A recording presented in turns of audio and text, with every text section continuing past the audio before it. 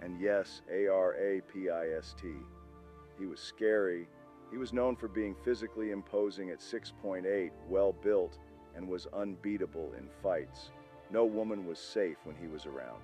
After my Aunt C got married to her husband, the nasty BL, set his sight on her. He began harassing her, forcing her to sleep with him. The family did nothing to protect her. This went on for weeks. She was tired of fighting and was totally shattered emotionally. One day she found the courage to talk about it to one of her older nephews, who was 18 at the time.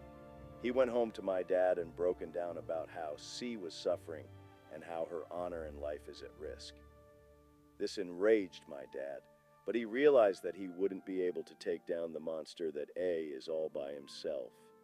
He gathered his friends, his older nephews, and together hatched a plan. Actually, they had no plan.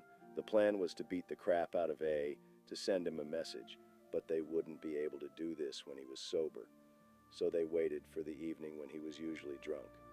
My dad and his friends drank as well, for liquid courage. They then waited for him in the dark roads of their village, which still had sketchy electricity. Then they pounced on him as soon as they had the chance. It was 6 young, drunk fools against this one mountain of a guy. While drunk, he was still able to fight well. A also had a bunch of minions who, unknown to my dad, were right behind him. It became a free-for-all fight. My dad, drunk and in the frenzy of the fight, grabbed a piece of wood he found on the road and hit A with all his might, straight on the head. And then my dad and his friends ran off because someone had called for backup, and these young lads weren't sober enough to come up with a plan or a sane idea. Dad somehow made it home, showered, and slept. Next day, he told his mom they got into a fight and crap went down.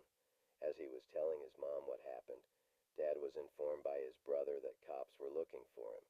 Grandma told Dad to lay low for a bit. Unfortunately, A made it to the hospital and was able to give a statement. Dad was on run for a bit, but later surrendered because, according to him, I was tired of eating crappy food. They honest to God surrendered to cops and demanded a good meal. The case was dismissed, and A did manage to live, but did not survive long. The injury my dad gave him chased him to his grave in a few months. This story is something Dad always liked to tell.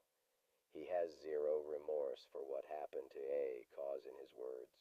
Not a single woman was harmed or abused in their village after this incident. I miss my dad. I am sure he had more such stories, but I will never know them.